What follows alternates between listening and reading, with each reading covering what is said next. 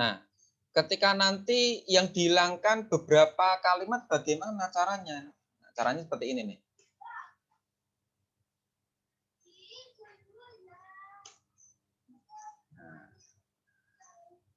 Andai kata ini ada kalimat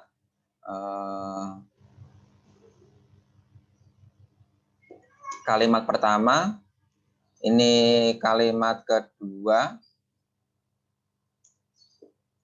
ini kalimat ketiga, dan ini kalimat keempat. Nah, kemudian kita mau mengutip nih, mau mengutip pendapat, mengutip kalimat seperti ini nih. Cuma yang C ini kemudian kita hilangkan. Yang C ini kemudian kita hilangkan. Katakanlah kita nggak butuh. Dan B juga kita hilangkan. Kan tadi kalimat 2, kalimat 3 kita hilangkan. Caranya bagaimana? Ketika mengutip, ya udah ditulis nama penulis kutipan nih, nama, kemudian tahun, kemudian halaman, mengatakan tanda koma dulu, spasi, baru tanda petik, dan diawali setelah tanda petik diawali huruf kapital. Nah ya udah, ini ditulis sama persis, ini tulis sama persis seperti ini.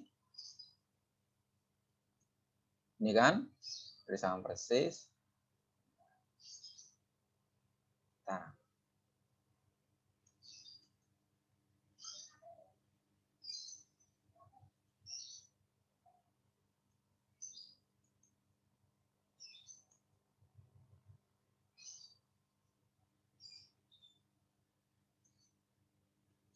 Nah, ini katakanlah ini tulisannya juga di spasi-spasi. Kan kata-kata, setiap kata ada spasinya.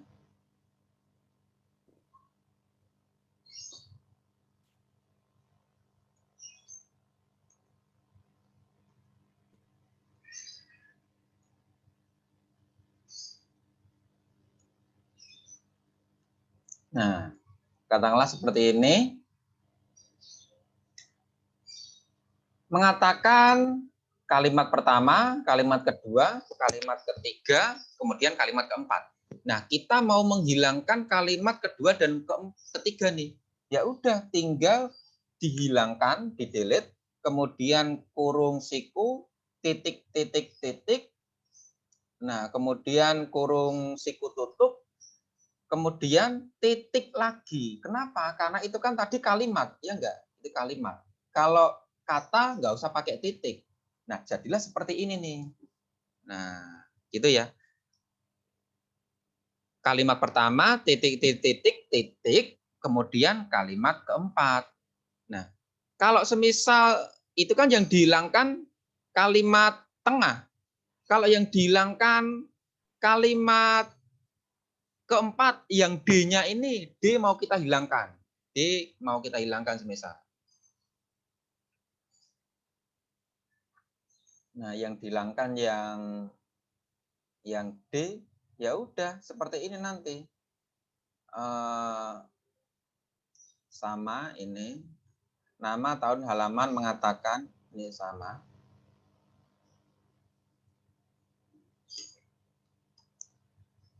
Tanda koma, tanda petik, ini di copy, paste sama persis, kemudian D-nya dihilangkan.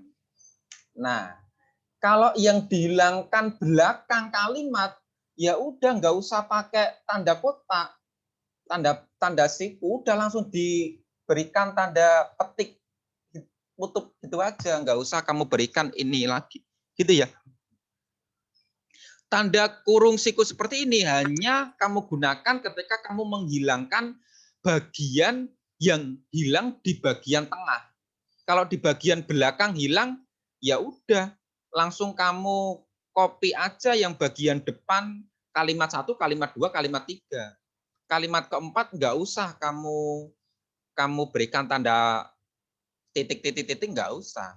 Kalau yang dihilangkan kalimat awal, ya sama aja. Kalimat awal nanti nggak usah pakai titik-titik. Nah, semisal yang kamu hilangkan adalah ini. A kamu hilangkan, B kamu hilangkan, C kamu hilangkan. Kan ini ada satu paragraf terdiri dari 4 kalimat. Yang kamu pinjam cuma kalimat ini doang, semisal nih. Yang kamu pinjam cuma kalimat D. Yang kamu pinjam cuma kalimat D. Terus caranya bagaimana?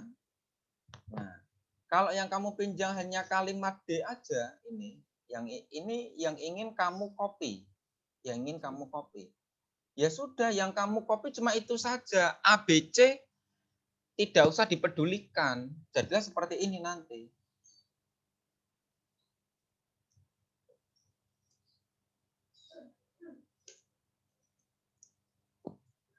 Nama, tahun, halaman mengatakan, tanda koma, petik. Nah, udah. Yang kita copy kalimat terakhir ini saja. Nah, paste sama persis, tanda kurung tutup. Udah selesai, gitu ya. Jadi ketika yang dihilangkan kalimat awal atau kalimat belakang, tanpa kamu berikan kurung siku, titik, kurung siku. Ya. Tapi ketika yang kamu hilangkan adalah bagian tengah, ada 5 kalimat atau ada 4 kalimat, bagian tengah kamu hilangkan, atau ini yang kamu hilangkan, atau dua-duanya kamu hilangkan, ada kalimat depan, ada kalimat belakang, maka ketika itulah kamu memakai kurung siku. Paham ya? Nah, kita masuk ke ini tadi baru tata cara penulisan, baru apa tadi? Baru prinsip pembuat kutipan. Kita lanjut ke tata cara penulisan kutipan. Nah, kutipan itu ada dua, ada kutipan langsung, kutipan tidak langsung. Kutipan langsung adalah kutipan yang ditulis sama persis dengan sumber aslinya, gitu ya. Kutipan yang ditulis sama persis dengan sumber aslinya. Berarti tadi kamu copy, dipaste sama persis. Nah, baik bahasa maupun ejaannya. Jadi ketika ada bahasa yang sukar dipahami, ejaan yang salah, ya tetap kamu tulis apa adanya. Itulah kutipan langsung. Pendapat atau gagasan orang lain yang kamu pinjam tadi, itu kamu muat secara lengkap. Kata demi kata, kalimat demi kalimat, sesuai dengan teks asli. Ketika ada kalimat tengah yang kamu hilangkan, kamu berikan tanda titik. Ketika kamu mengambil hanya kalimat awal, ya udah, kamu ambil aja kalimat awal. Ketika kamu hanya mengambil kalimat belakang, ya udah, tinggal kamu ambil kalimat belakang saja. Tapi ketika kamu ambil kalimat awal dan belakang, tengah kamu hilangkan, kamu berikan titik. Kemudian pada kutipan langsung itu, kalimat yang dikutip itu harus diberi tanda kutip. Bukti bahwa tulisan itu bukanlah tulisan kita, melainkan tulisan orang lain yang kita pinjam.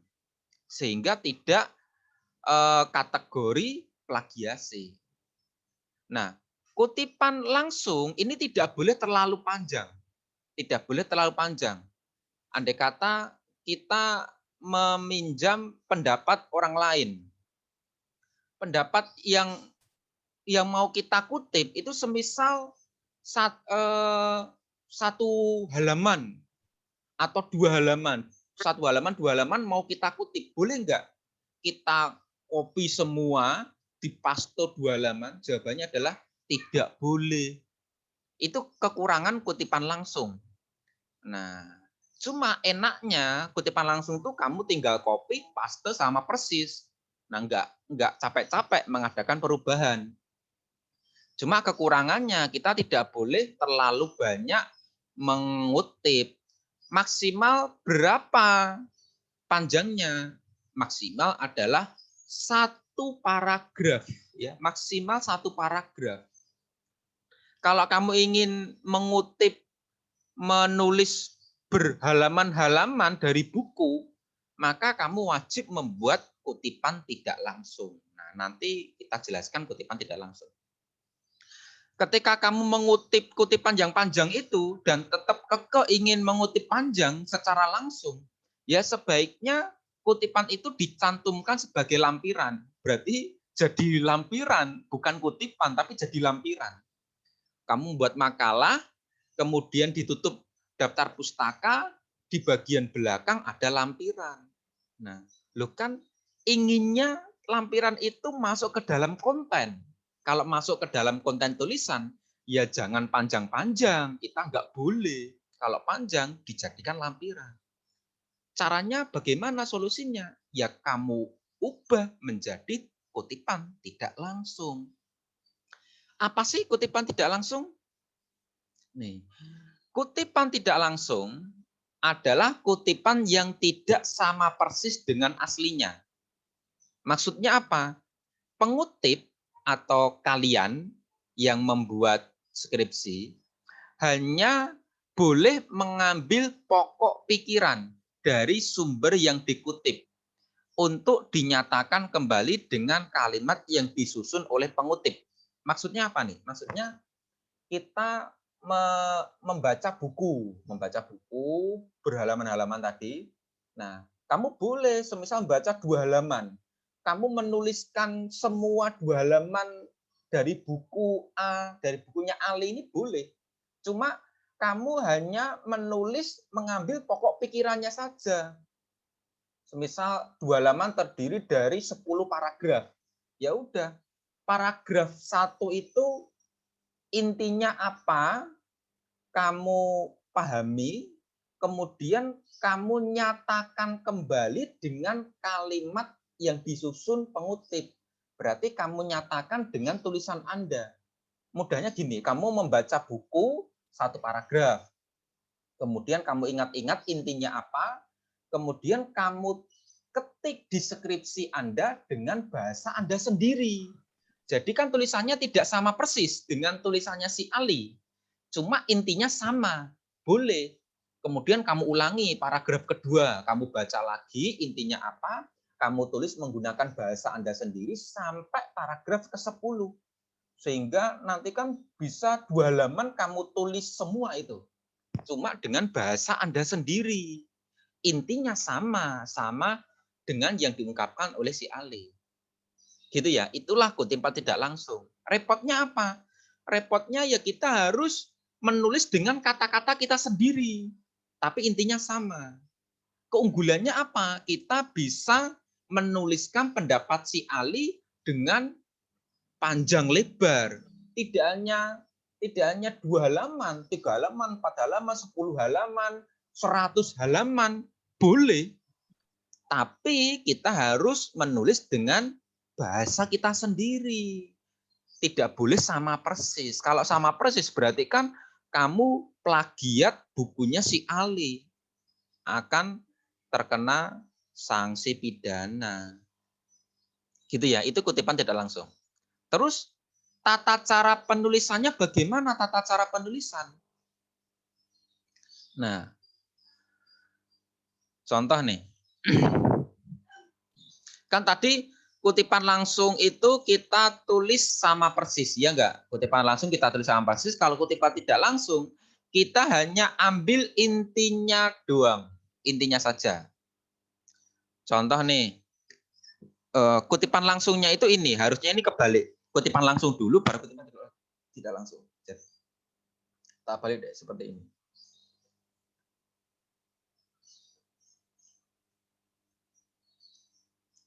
Oh, ini ada atasannya. Nah, ini nih, seperti ini nih.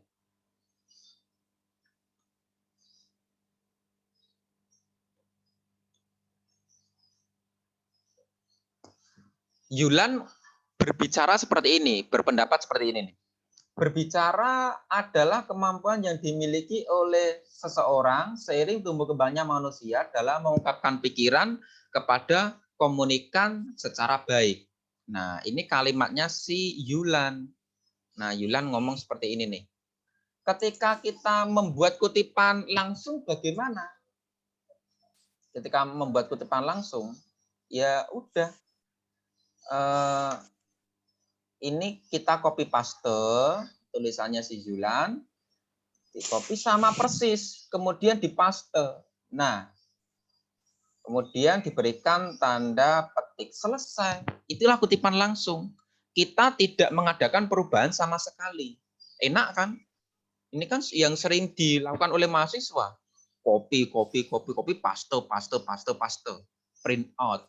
Nah, tanpa memberikan sumber, tanpa dibuat kutipan, diberikan tanda petik. Itu yang nggak boleh. Kalau dibuat kutipan tidak langsung bagaimana? Ya udah, kita ambil intinya, kemudian kita tuangkan sendiri dengan bahasa kita. Jadilah seperti ini.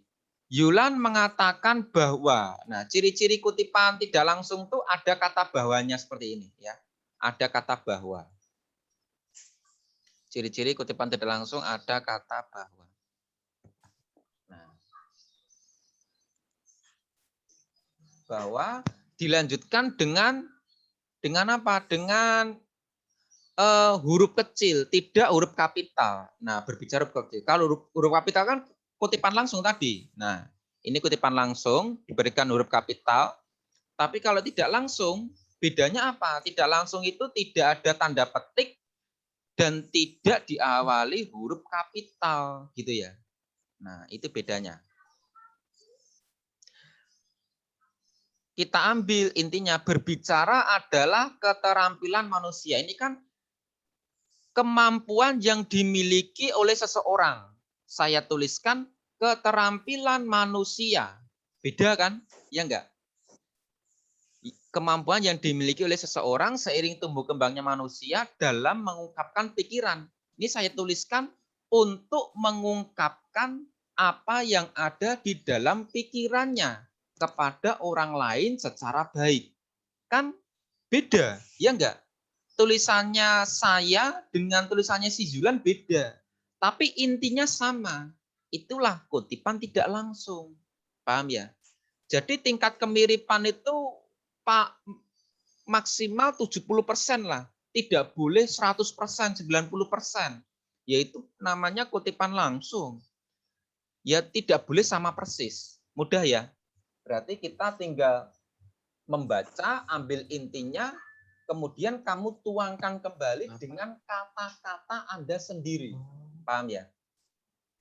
Hanya saja ketika kamu itu membuat kutipan tidak langsung 2 lembar tadi, 10 paragraf. Ya berarti 10 paragraf itulah kamu harus menggunakan kata-kata Anda sendiri. Mikir kan, menggunakan kata-kata Anda sendiri kan pakai pikiran. Nah, kalau kutipan langsung bagaimana? Nggak usah mikir, tinggal copy, paste, selesai. Nah, ya itu ada kelebihan, ada kekurangannya. Gitu ya. Ini nanti di UAS muncul nih, jenis-jenis kutipan nih. Saya akan menyajikan seperti ini, paragraf seperti ini. Kemudian kalian mengubah menjadi kutipan langsung, berarti tinggal copy paste kan? Iya enggak? Mudah banget.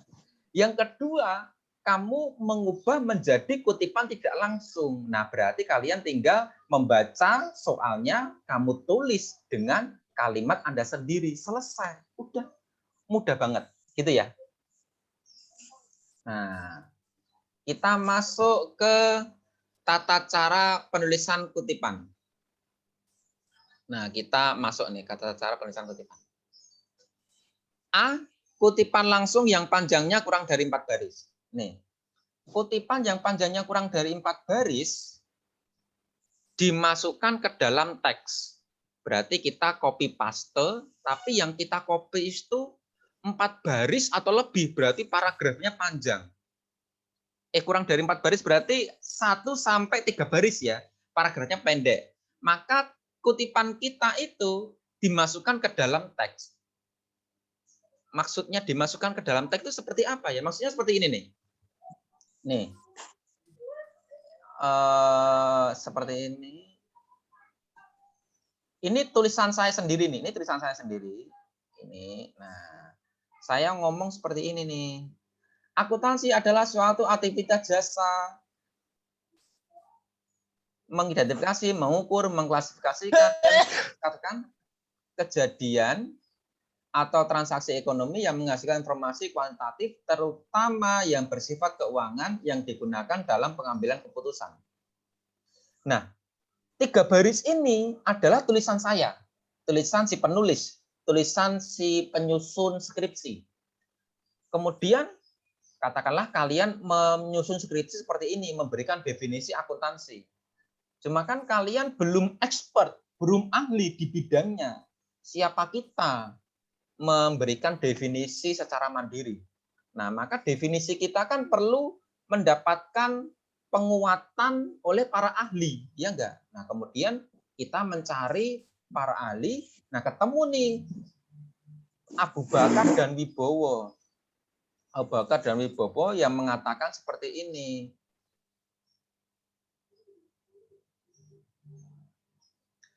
Akuntansi adalah proses identifikasi, pencatatan, dan komunikasi terhadap transaksi ekonomi dari suatu entitas atau perusahaan.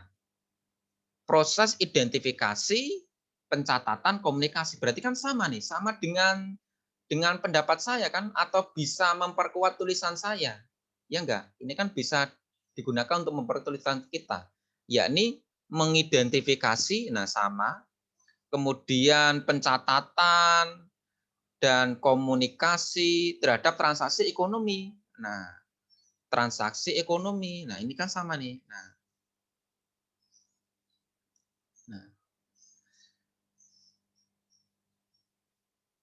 Maka jadilah seperti ini.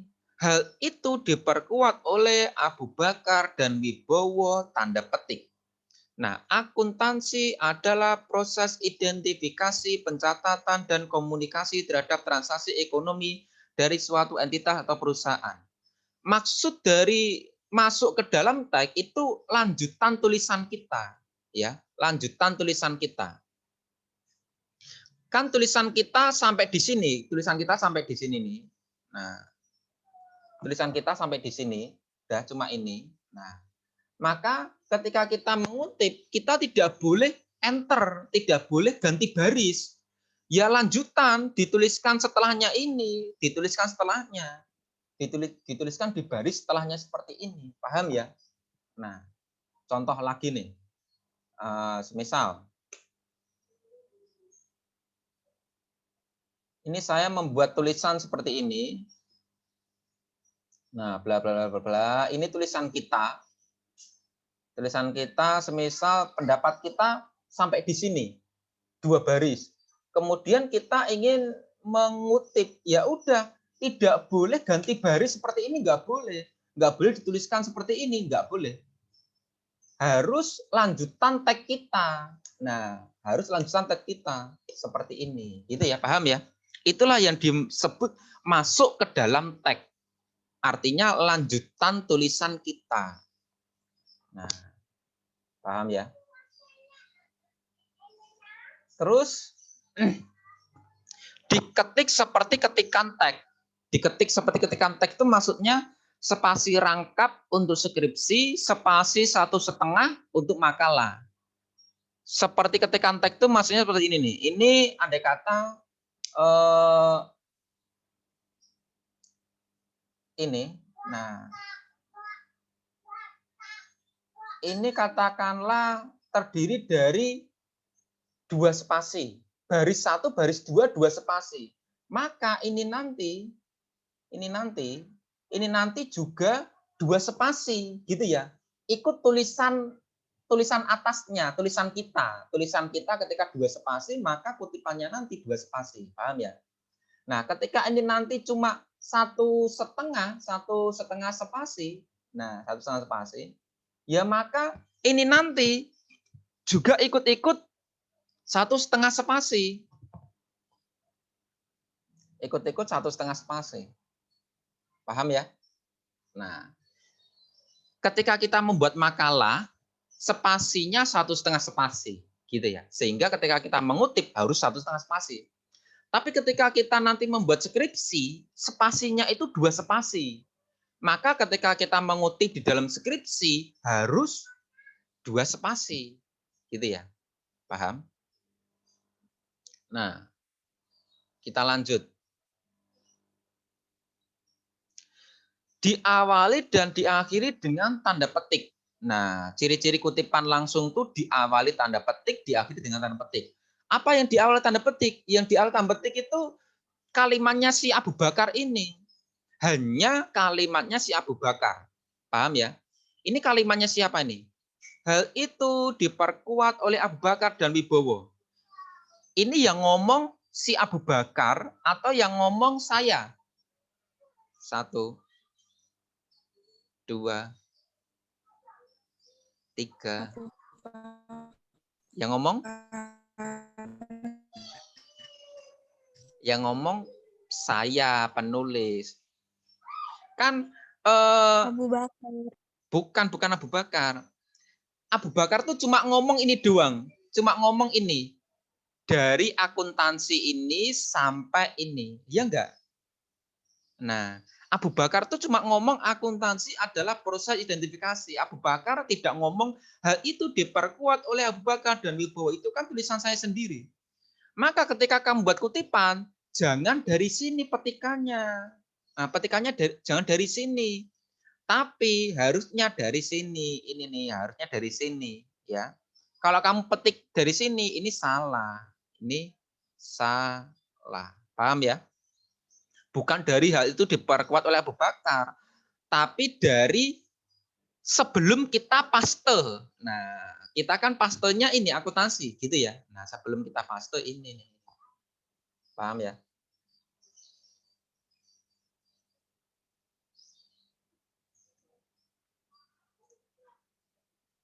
Terus sumber rujukan ditulis langsung sebelum atau sesudah kutipan. Seperti tadi, sumbernya boleh sebelum, boleh sesudah kutipan. Nah, kalau ini kan kutipannya ini, kutipannya.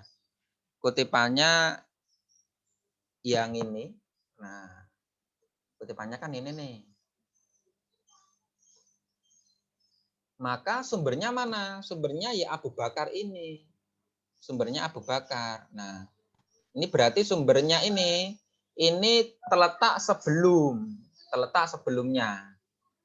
Nah, ini terletak sebelum kutipan. Lah kalau setelah kutipan bagaimana? Ya setelah kutipan ya tinggal ditaruh di belakang. Ya enggak? Ditaruh di belakang tanpa adanya ini. Hal ini enggak usah nih, ini coret aja. Hal ini diperkuat oleh, enggak usah. Ya enggak? Nanti kan jadilah seperti ini. Ada contohnya enggak ya?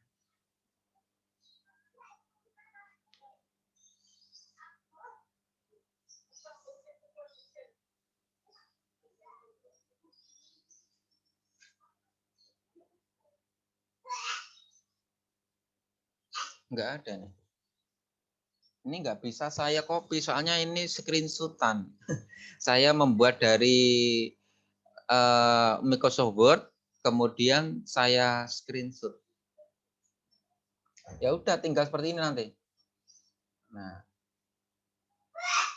nggak bisa. Ya udah deh.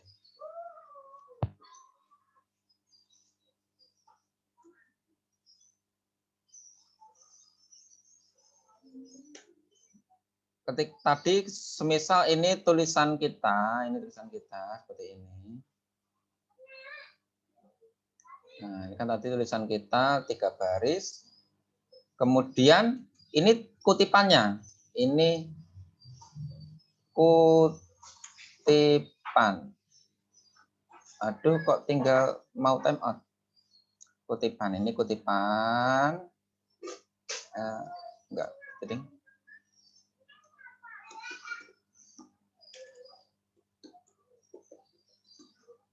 ini kutipannya.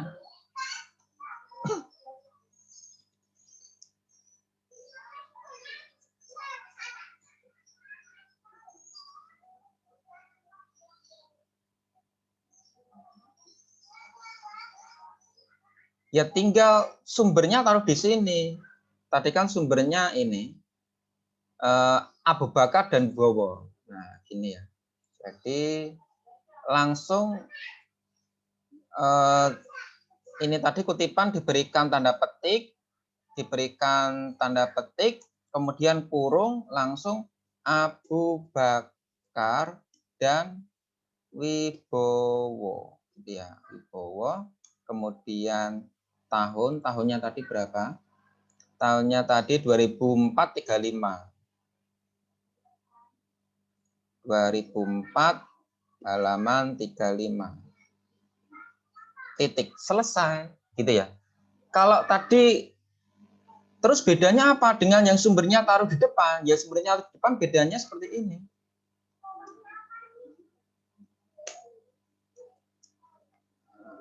Ini tinggal ditaruh di depan. Ini dihilangkan. Kalau taruh di depan harus ada kata penjembatan antara tulisan kita yang titik-titik ini dengan kutipan.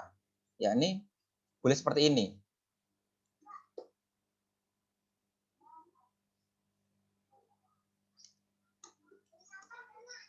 Hal ini sesuai dengan Abu Bakar dan Wibowo. Dengan Abu Bakar dan Wibowo. Nah, dalam kurung tahun 2004 halaman 35 yang menyatakan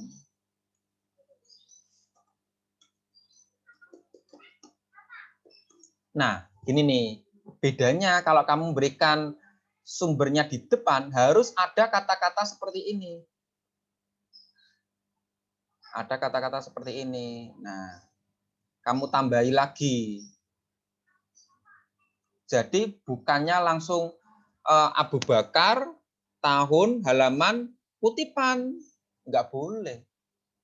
Harus ada kata-kata penjembatan. Hal ini sesuai dengan Abu Bakar. Hal ini diperkuat oleh Abu Bakar. Senada dengan pendapat di atas, Abu Bakar dan Wibowo juga mengatakan, gitu ya. Pokoknya diberikan kata-kata penjembatan, gitu. Terus inilah kutipan langsung kurang dari 4 baris. Terus enggak ini. Yang perlu kamu pahami ini tata cara penulisan sumber. Ini bukan gini deh. Tata cara penulisan sumber hanya ditulis nama akhir. Nah, nama akhir. Misal nih.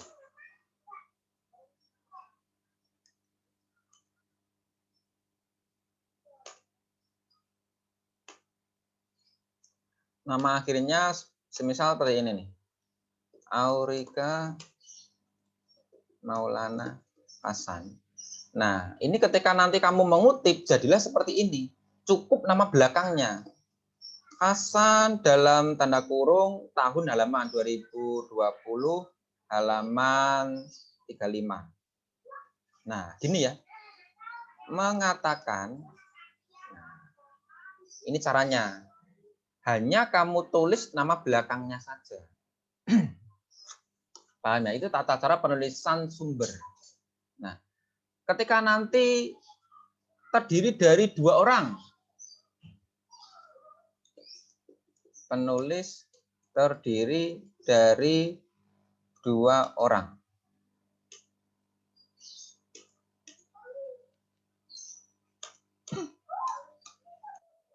Katakanlah penulisnya ini.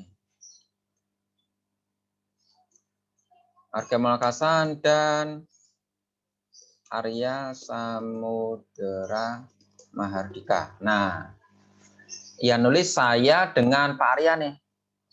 Maka nanti caranya bagaimana? Ya udah, lihat nama belakangnya. Hasan dan Mahardika. Nah, gitu ya.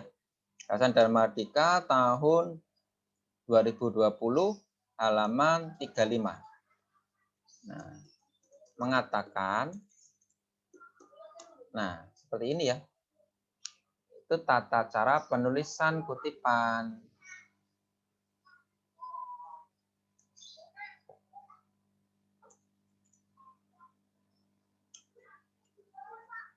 Terus kalau penulisnya lebih dari 2 orang, nah,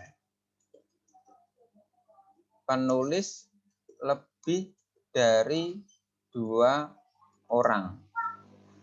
Tata cara tulisannya bagaimana? Misal ini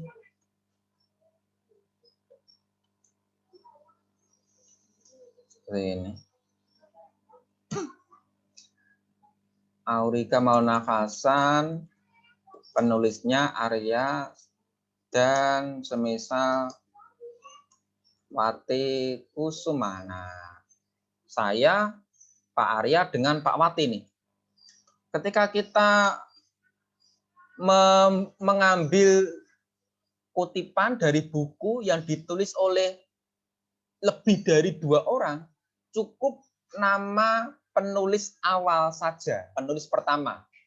Penulis pertama kan saya, berarti cukup Hasan, DKK, titik gitu ya. Hasan, DKK, titik. Jangan lupa ada titiknya.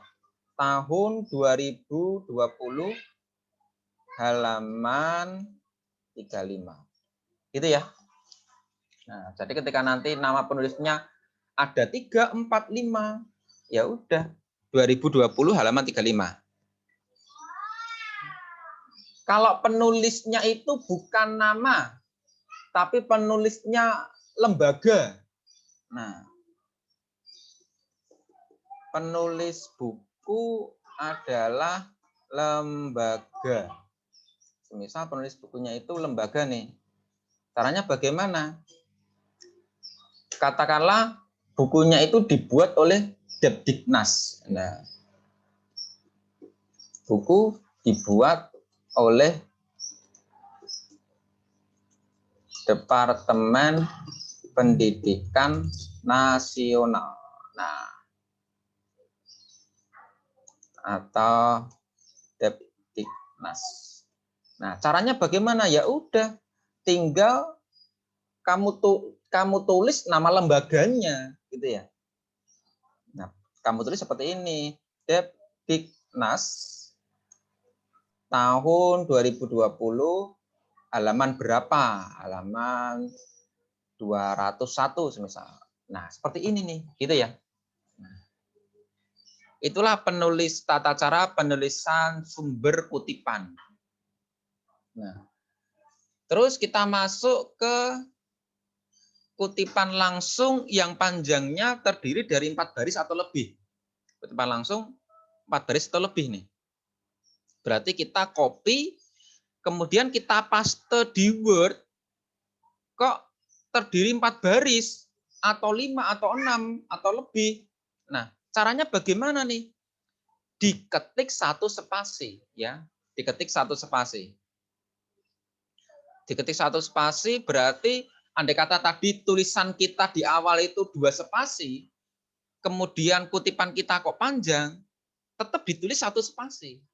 Ya. Contohnya seperti ini nih. Bentar.